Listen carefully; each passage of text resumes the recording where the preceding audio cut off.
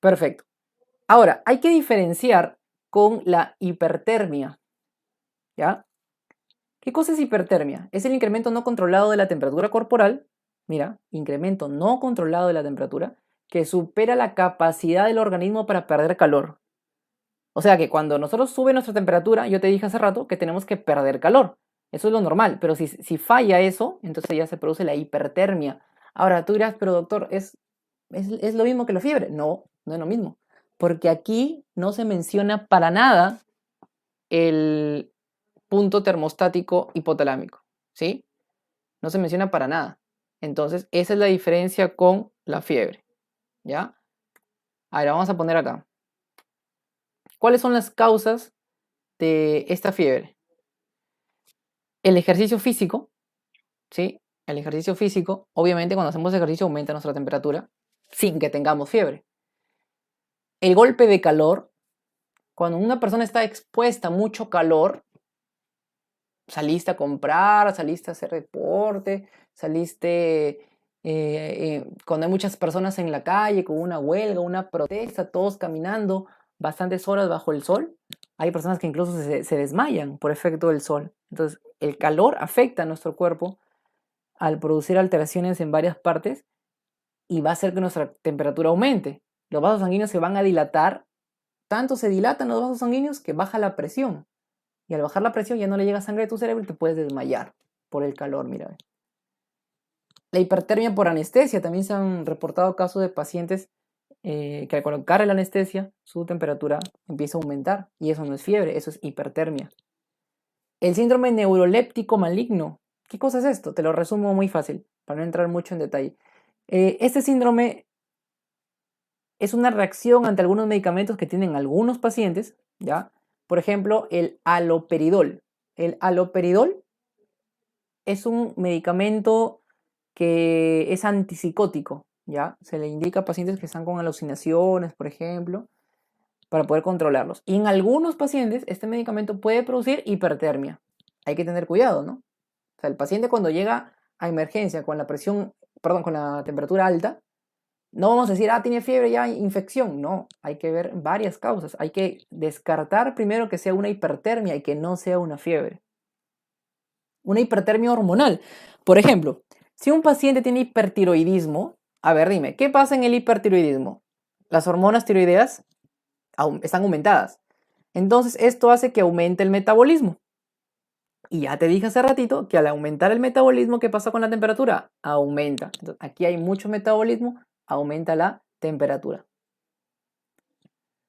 Lesiones en el hipotálamo, por ejemplo, si hay una hemorragia, si hay una isquemia, para los que no sepan, isquemia es cuando le llega menos sangre a un órgano.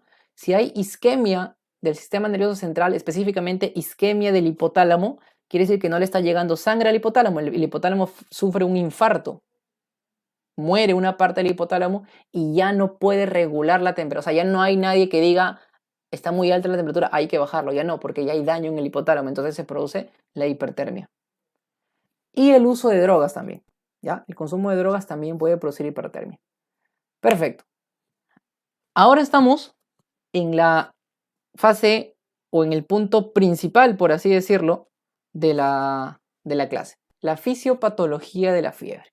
A ver, aquí en esta parte, por favor, te pido que te concentres bien, ¿ya? Deja tu celular un ratito, deja de comer lo que estás comiendo y concéntrate bien acá, ¿ya? Porque te aseguro que si no sabías la fisiopatología, en este momento lo vas a aprender, no te vas a olvidar nunca. A ver, la historia comienza con los pirógenos exógenos.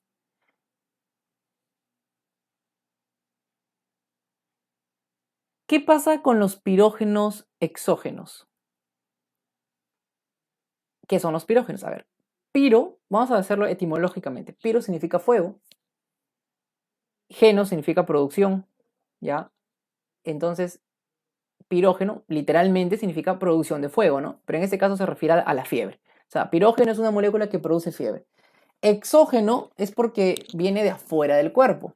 Ahora, en estos pirógenos exógenos vamos a encontrar microorganismos, virus, bacterias, ¿no? Todos los microorganismos que se te ocurran, toxinas microbianas, Por ejemplo, las bacterias gram negativas tienen una parte en su estructura que son los lipopolisacáridos. Entonces, estos lipopolisacáridos, que son una parte de la bacteria, vendrían a ser los pirógenos, uno de los pirógenos exógenos.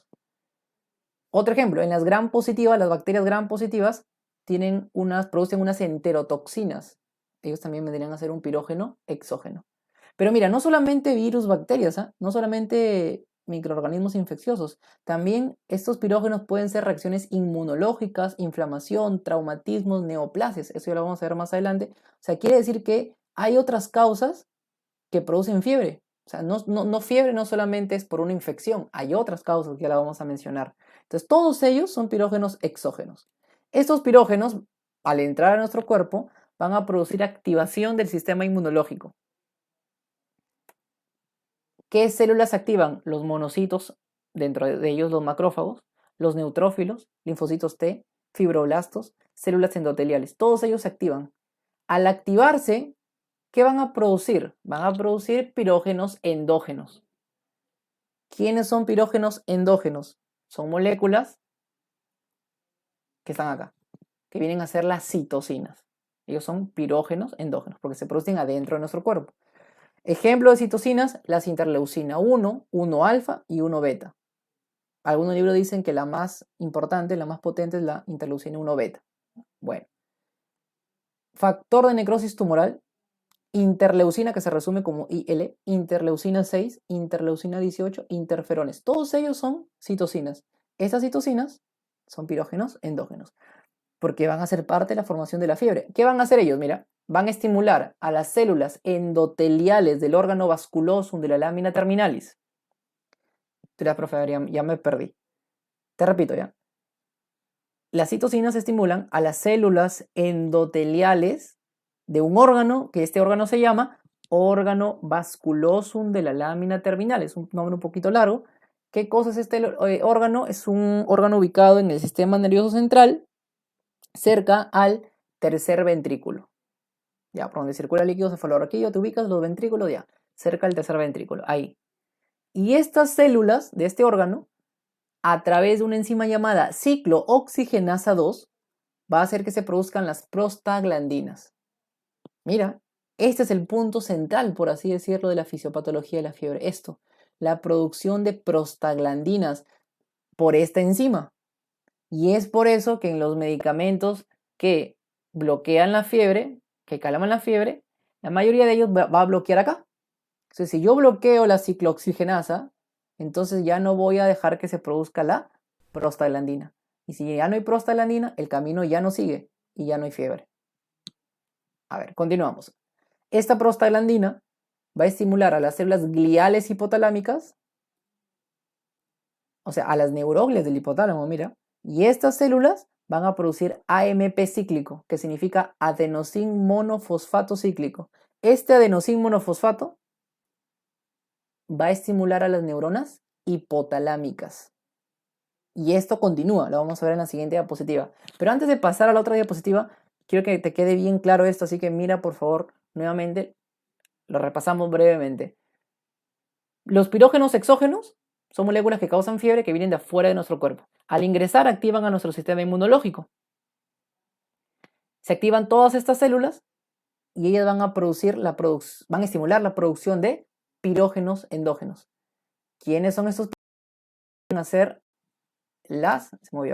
vienen a ser las citocinas. ¿Sí? Estos pirógenos estimulan a las células endoteliales del órgano vasculoso de la lámina terminalis.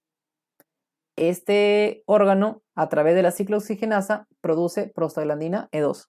Esta prostaglandina estimula las células gliales del hipotálamo para que se produzca AMP cíclico. Y este AMP cíclico va a estimular a las neuronas hipotalámicas. ¿Ya? Antes de continuar, te anoto acá algunas manifestaciones clínicas que la vamos a detallar más adelante, pero te adelanto que al aumentar las citocinas en tu cuerpo, te va a producir esto: malestar general, anorexia, falta de apetito y leucocitosis. Esto ocurre en la fiebre por aumento de citocinas. El aumento de prostaglandinas E2 va a producir artralgias, o sea, dolores articulares, y mialgias, dolores musculares. ¿Ya? O sea, lo que tú sientes en la fiebre es por algo, es por aumento de las citocinas, por aumento de las prostaglandinas. Entonces nos habíamos quedado, aquí mira, ve, aquí abajo, neuronas hipotalámicas, ya, acá están, ve, neuronas hipotalámicas. Pero te he agregado neuronas preópticas hipotalámicas. ¿Por qué preópticas? Porque recuerda que el hipotálamo tiene varias regiones, ¿no? Una de ellas es la región preóptica. Entonces, las neuronas de esa región son las que van a reaccionar. ¿Y qué es lo que sucede? Se van a inhibir las neuronas sensibles al calor. Mira. Y se van a excitar o estimular las neuronas sensibles al frío. Entonces, si yo inhibo las neuronas sensibles al calor y a la vez excito a las neuronas sensibles al frío, entonces, ¿qué voy a sentir en ese momento? Voy a sentir frío. Entonces, el hipotálamo es como que estuviera sintiendo frío en ese momento, cuando realmente no debería ser frío. Y esto esto se debe al aumento del punto de referencia termostático. Lo que te expliqué al comienzo. O sea, que el hipotálamo ahora ve el punto de referencia muy arriba. Entonces, como el punto de referencia está muy arriba y el hipotálamo está abajo, él detecta o él cree o él piensa que hace frío, que la temperatura está muy bajo. Y como la temperatura está muy baja y el punto de referencia está muy arriba, ¿qué hace el hipotálamo? Dice, no, tengo que subir la temperatura. Tengo que llegar a ese punto termostático que es lo normal, porque el hipotálamo piensa que ese punto termostático es normal, pero en este caso ya está alterado ese punto. Y para aumentar la temperatura, ¿qué hace el hipotálamo? Acá está, ¿ve? Mecanismos para aumento de temperatura. Conservación de calor, aumento de producción de calor y conductas instintivas. En la conservación, lo que te mencioné al comienzo, disminuye la transpiración para retener el agua, hay vasoconstricción para evitar que el calor se vaya hacia la periferia, hacia la piel y se bote, entonces se retiene el calor en el cuerpo.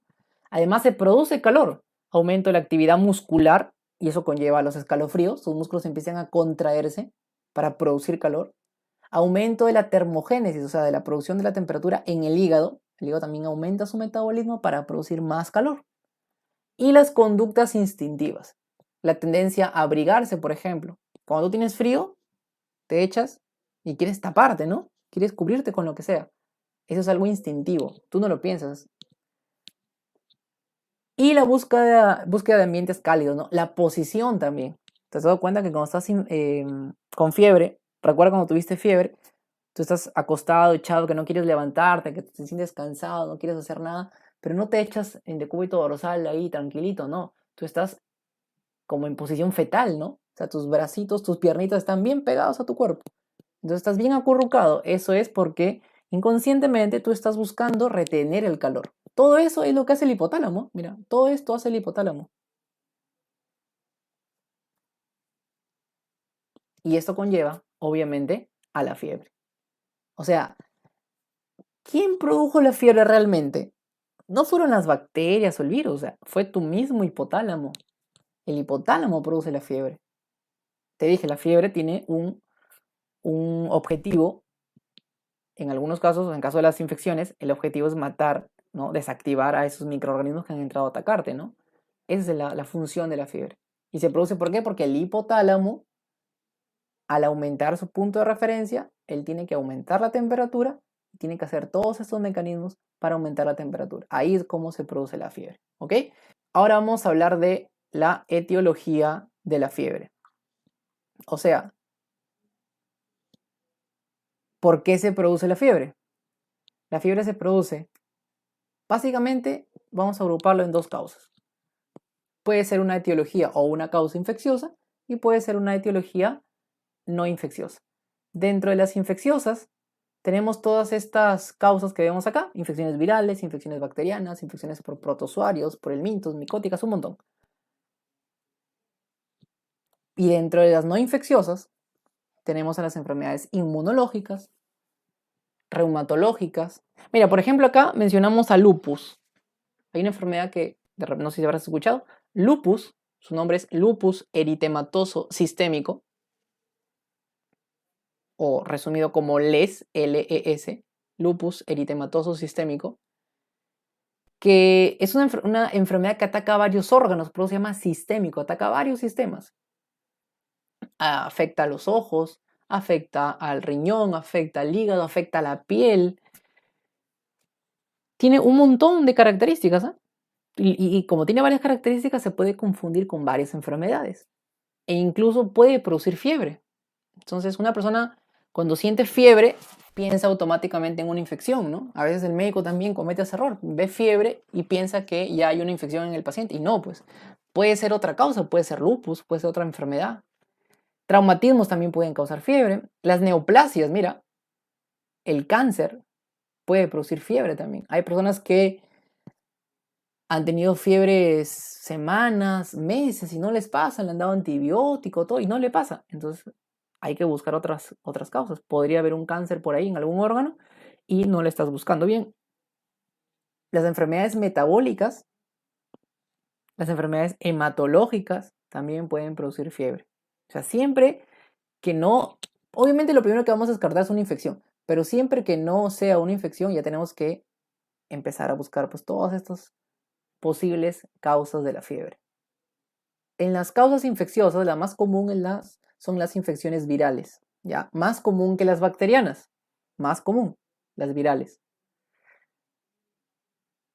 Sin embargo, muchas personas e incluso médicos, cuando ven un paciente con fiebre, piensan inmediatamente que tiene una infección. Y de entre las infecciones, algunos piensan que tiene infección bacteriana y por lo tanto le dan antibiótico.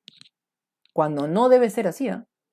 Porque lo más probable es que sea una infección viral antes que bacteriana. O sea, hay que descartar que sea viral o que sea bacteriana primero antes de darle el antibiótico. Esto es una cosa importante que tú lo vas a vivir en tu práctica ya cuando seas profesional. Y sería bueno que lo aprendas desde ahora. Ya mira, uno de los objetivos, yo tengo dos objetivos en esta clase. Uno es que tú entiendas la fisiopatología de la fiebre, que creo que lo has entendido. Y el segundo objetivo es que tú te quites la idea de la cabeza que fiebre es sinónimo de infección y es sinónimo de antibiótico. ¿Ya? Entonces, esto grábatelo y apúntalo por favor, apúntalo ahorita. Fiebre no es sinónimo de antibiótico, ¿ya? Fiebre no es sinónimo de antibiótico. Esto es algo muy fácil, ¿eh? Y es algo que te lo mencionan en clase, que tú lo escuchas y tú lo entiendes. Tú dices, ah, no, ya sí sé, que fiebre no es sinónimo de antibiótico. Ya, eso lo sabes como estudiante. Pero una vez que acabas, que ya eres médico, tú mismo te vas a dar cuenta que cometes un error. Porque todos estamos tentados a cometerlo en algún momento. Llega un paciente con una infección en la garganta, con fiebre, dolor de garganta, y es muy probable que sea una infección viral, ¿eh? Una faringitis viral. Eso es lo más común.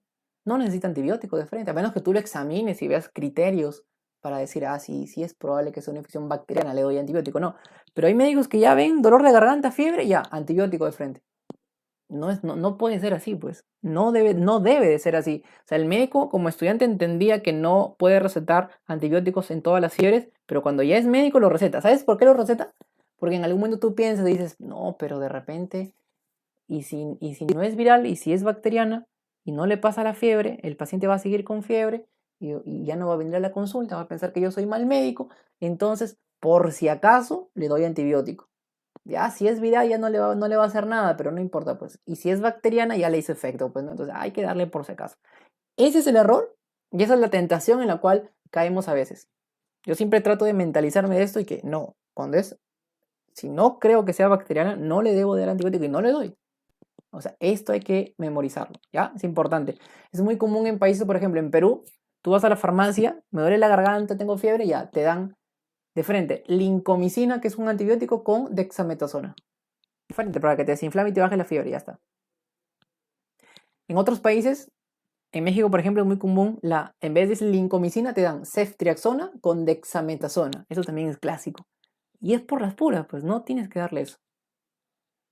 Ok, si me has entendido esto y se te queda grabado esto, voy a ser feliz. Vamos a cumplir los objetivos que tiene esta clase. Otra cosa es que a veces los mismos familiares te piden antibióticos, ¿ah? Ese ya es otro tema. A veces llega la mamá, y me ha pasado, yo pensé que no pasaba eso, pero sí pasa. Llega la mamá con su hijito con fiebre, te dice, doctor, buenas noches, sí, vengo por su antibiótico. O sea, la señora piensa que uno es supermercado, es, no sé, tienda y viene a pedir las cosas. Entonces, tenemos que explicarle, porque tampoco le vamos a decir, no, señor, no le vamos a dar antibiótico, no, porque la mamá se enoja. Y la mamá o el papá piensa que no, tú no le quieres dar por alguna razón, ¿no? Pero no, es porque no merece y no necesita antibióticos en ese momento. Te tienes que explicarle bonito, ¿eh? Otra de las cosas que yo te recomiendo siempre en clases es que tú sepas cómo comunicarte con el paciente, porque eso a veces no te lo enseñan en la universidad. Hay que saber comunicarse, hay que saber hablar con el paciente, hay que explicarle bien. No le explica, señor, es muy probable después de examinarlo su hijo, porque hay que examinarlo, pues tampoco no le vas a decir de frente, ¿no? Lo examinas, le dices, es muy probable que su infección sea viral, solamente va a necesitar su paracetamol nada más para bajarle en algún momento la fiebre. No necesita antibióticos porque es una infección producida por virus y el antibiótico es encargado de matar a las bacterias, entonces sería innecesario. Lo vamos a sobrecargar de medicamentos a su hijito. Y ahí ya te entiende, pues sale feliz la señora, ¿no? Pero si no le das y no le dices nada, va a salir hablando mal de ti, pues. Muy bien.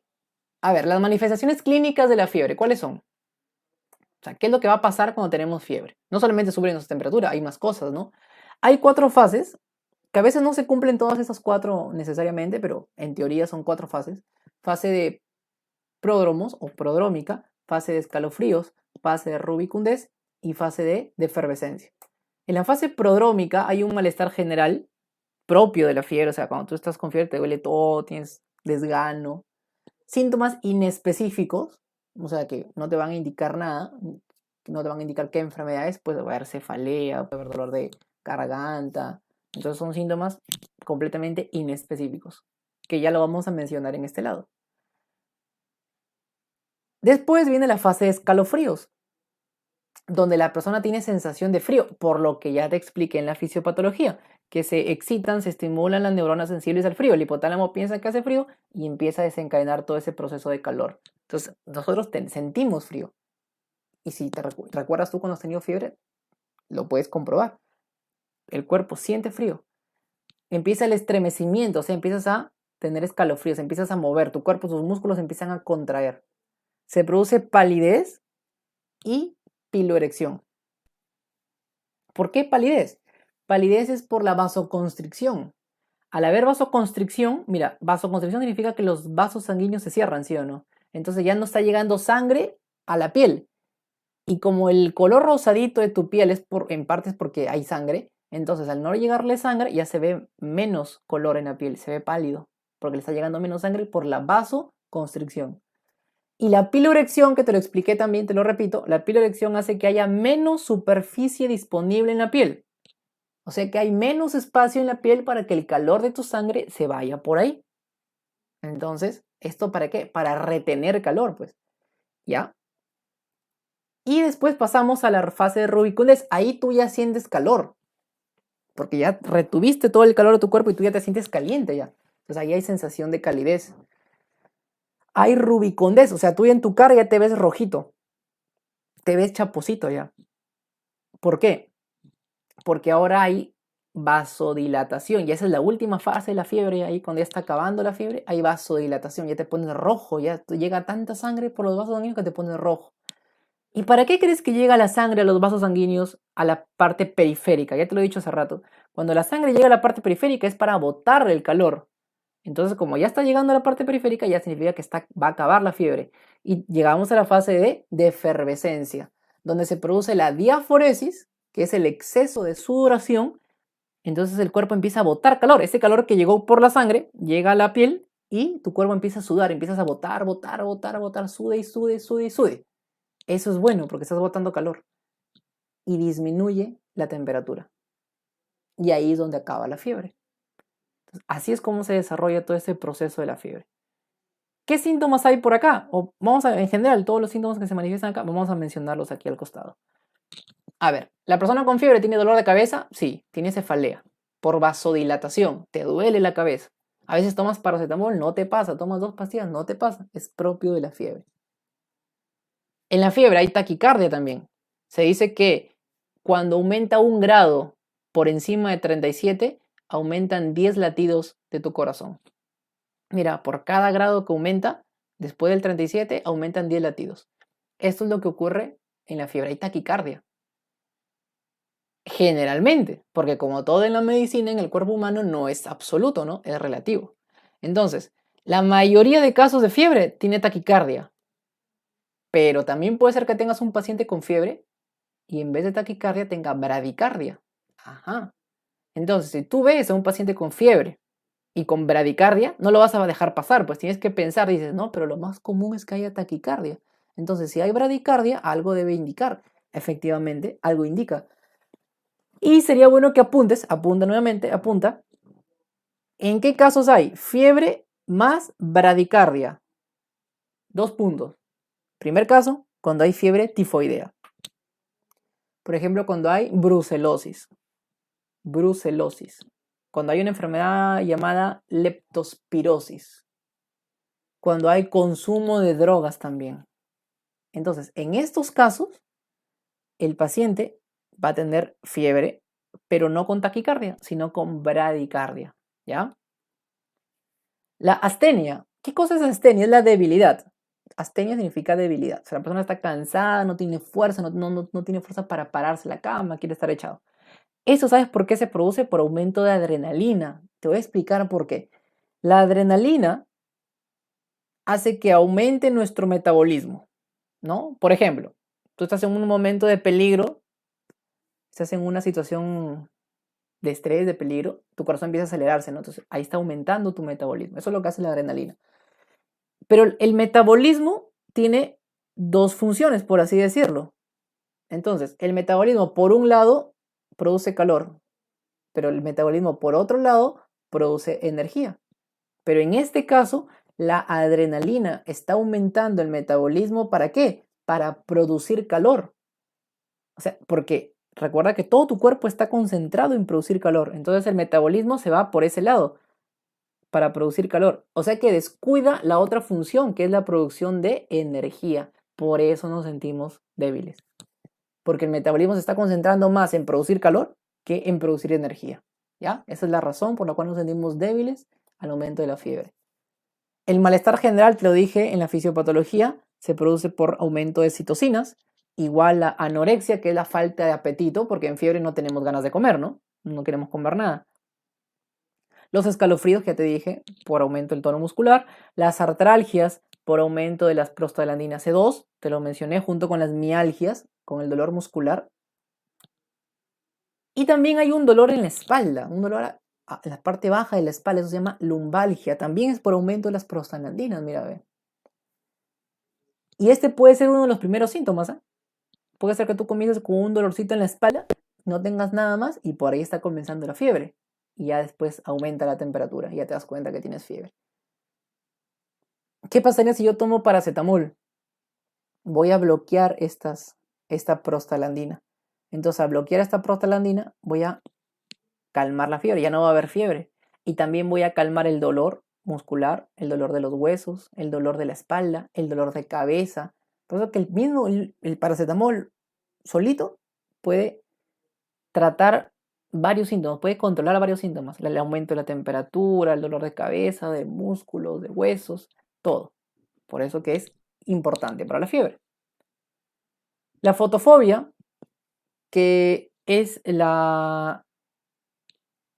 significa que el paciente cuando recibe mucho estímulo de luces, ¿sí? Lo rechaza, siente que no puede, no soporta tantos estímulos visuales, ¿no? De luces, o sea, la luz prendida te afecta, te duele más la cabeza, está relacionado con la cefalea, eso es fotofobia, no puedes estar con las luces prendidas. La deshidratación, porque como estás sudando mucho, estás botando mucha agua, te deshidratas. Siempre todo paciente con fiebre tiene que estar hidratado, tiene que estar tomando agua para que no se deshidrate, sino que si no podríamos terminar en colocándole una vía endovenosa, o sea, suero, para rehidratarlo, en algunos casos.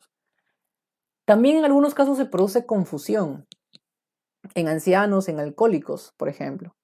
Mira, te comento, los abuelitos, ¿ya? Los adultos mayores, ellos en algunos casos no se nota su aumento de temperatura. Pueden tener una infección, pueden tener fiebre, pero no se va a notar que está caliente. Tú lo tocas, no tiene nada.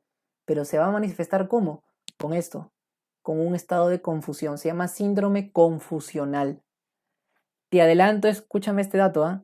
Esto te va a servir para tu práctica, te va a servir para ti, para tu vida diaria. Si tú algún día vives con, no sé si vives con tu abuelito o te consultan por un abuelito en tu casa, un tío, alguien mayor, A veces pasa que el abuelito un día está bien, conversando, camina, todo, y al otro día ya tú lo ves un poquito así medio desganado, o tú le hablas y no sabe qué día estamos, te confunde, te dice otro nombre, o incluso empieza a alucinar, te dice, he visto, mira un niñito por acá y no hay ningún niñito en su cuarto, o estuve conversando con un señor y no había llegado nadie, entonces ya está alucinando. Muchas personas piensan que es normal esto en los abuelitos y dicen, ah, bueno, ya está con demencia senil, ¿no? El abuelito. Pero no, hay que descartar que sea una infección o alguna razón que no sea infección que está produciendo fiebre en el abuelito, pero no se manifiesta con la temperatura alta, sino que se manifiesta con el síndrome confusional. Siempre que una persona mayor en tu casa esté así confundido, alucinando, hablando incoherencias, hay que descartar una infección en primer lugar, ¿ya? Grábatelo bien eso. Lo mismo en alcohólicos. Y en los niños se producen las famosas convulsiones febriles. Cuando la temperatura ya sube mucho, los niños pueden llegar convulsionando al hospital, ¿no? Y obviamente para un papá ver que su hijo está convulsionando es lo peor del mundo. No es tan grave como una convulsión de una epilepsia, por ejemplo. No es tan grave como eso. Pero para el papá es lo mismo, pues, ¿no? El papá ve convulsionando a su hijito y piensa que es epiléptico. Entonces hay que explicarle también que eso es otra cosa, ¿ya?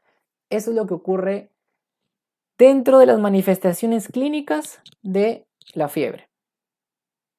Vamos avanzando ya en la clase y llegamos a la clasificación de la fiebre. Y la podemos clasificar de dos maneras. Uno, según su patrón de evolución. A ver, puede ser fiebre continua, fiebre remitente, fiebre intermitente y fiebre recurrente. ¿Cómo es la fiebre continua? La temperatura permanece por encima de los valores normales, ¿sí? O sea, hay fiebre, es una temperatura alta, pero con variaciones mínimas. O sea, puede aumentar o disminuir un poquito, pero siempre por encima de lo normal. A ver si para que me entiendas mejor. Te echo acá un cuadrito y vamos a graficarlo, ¿ya? A ver, vamos a hacer acá una línea. Ahí está. Si observamos aquí, el primer día, ¿cuánto ha tenido de temperatura esta persona? 38.5 más o menos, ¿no? Ahí está, aproximado. Al día siguiente, 38. Al día siguiente, 38.4, por ejemplo. Al día siguiente, 37.8. Al día siguiente, 38.4. Al día siguiente, 38. Entonces, mira. ¿Te has dado cuenta que va cambiando? O sea, va subiendo y bajando, ¿no? Pero te pregunto, ¿en algún momento llegó a una temperatura normal? No. Porque el día 1 fue fiebre. El día 2 bajó, pero sigue siendo fiebre. El día 3 subió, fiebre. El día 4 bajó, fiebre. El día 5, fiebre. O sea, todos los días ha tenido fiebre, pero con pequeñas variaciones. Entonces, esto es prácticamente como que fuera una línea, por eso le llaman continua o sostenida, porque se mantiene, ¿ya? Siempre trata de relacionar el nombre por algo, no le han puesto continua por las puras, ¿no? Porque se mantiene, o sea, tiene fiebre todos los días, aunque haya pequeñas variaciones, hay fiebre. Ahora, la remitente, ¿cómo sería? Mira, es parecida. La temperatura no regresa a la normalidad y va a variar, también va a variar unos cuantos grados en ambas direcciones. Es muy fácil, es muy parecido a la de acá. Yo te he copiado la definición del texto para que tú lo veas como está en los libros, pero al final es muy parecida. En ambas la temperatura no baja a lo normal. A ver, vamos a ver el gráfico. A ver, ¿cómo sería? Día 1, 39, o sea, fiebre. Día 2, 40, fiebre. Día 3, 38, fiebre también. Día 4, 39, fiebre. Día 5, 38 y medio, fiebre. Día 6, 39 y medio, fiebre. Si te das cuenta, tiene un punto de fiebre, al otro día fiebre, al otro día fiebre, al otro día fiebre, al otro día fiebre. Pero a diferencia de acá, la temperatura, la variación aquí es mínima, ¿no? Mínima. En cambio aquí ya la variación es un poquito más notoria, ¿no? Por ejemplo, aquí pasó de 40 a 38, ya como que hay más diferencia. Acá pasó de 38 a 39, un grado de diferencia. Aquí la variación es mínima, es como de 0.5 grados, nada más. En cambio acá puede ser 1 o más grados, pero son parecidos, date cuenta. ¿En qué casos puede haber esta infección? Por ejemplo, en tuberculosis pulmonar o en fiebre tifoidea. ¿Ya? Ahora, esto es más o menos una guía, no es exacto, no es absoluto. O sea, no te estoy diciendo que todo paciente que tú veas con fiebres remitentes ya le vas a decir que tiene fiebre tifoidea. No, ¿ya? Es más o menos una guía, pero no es exacto. A ver, ¿cómo sería la intermitente? Siempre yo he dicho que hay que tratar de razonar con cosas simples, ¿no? ¿Qué es intermitente? Imagínate un foco intermitente. ¿Cómo es un foco intermitente?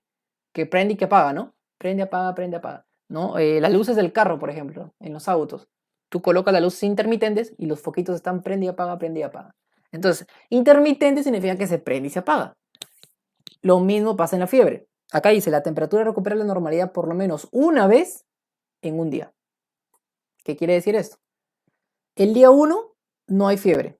El día 2, fiebre. El día 3, normal. El día 4, fiebre. El día 5, normal. El día 6, fiebre. El día 7, normal. Y el día 8, fiebre. O sea, mira, un día fiebre, un día no. Un día fiebre, un día no. Un día fiebre, un día no. Un día fiebre, un día no. O sea, hay variación, pero ya la variación hace que un día tenga fiebre y el otro no. En cambio, en las dos anteriores que hemos dicho, en ningún momento ha llegado a tener temperatura normal, siempre ha sido fiebre. En cambio aquí es fiebre y al día siguiente normal. Eso es intermitente. En algunos libros le llaman séptica también. Y puede orientarnos al diagnóstico de tuberculosis miliar o de linfomas. Los ejemplos que estoy colocando están en los libros. La recurrente reaparece después de 1 o más días de apirexia. ¿Qué significa apirexia? Que no hay fiebre. O sea, es parecida a la de aquí, pero ya no un día, sino pueden haber 2, 3 días sin fiebre y después regresa la fiebre. Mira, o sea, la fiebre está un día, se va 2, 3 días y después regresa. Y siempre regresa. Por eso digo que esta fiebre es como tu ex. Después de 2, 3 días que tú pensabas que ya no iba a regresar, ¡pum!, aparece de nuevo y regresa. Esa es la fiebre recurrente. A ver, ¿cómo sería? Día 1, fiebre, 40. Día 2, normal. Día 3, normal. Y el día 4, otra vez fiebre. Día 5, normal. Día 6, normal. Otra vez 7, fiebre. Mira, ya han pasado 2 días acá. Esto es recurrente. Siempre digo que las dos primeras son un poco parecidas y las dos siguientes son parecidas entre ellas. ¿Dónde encontramos esto?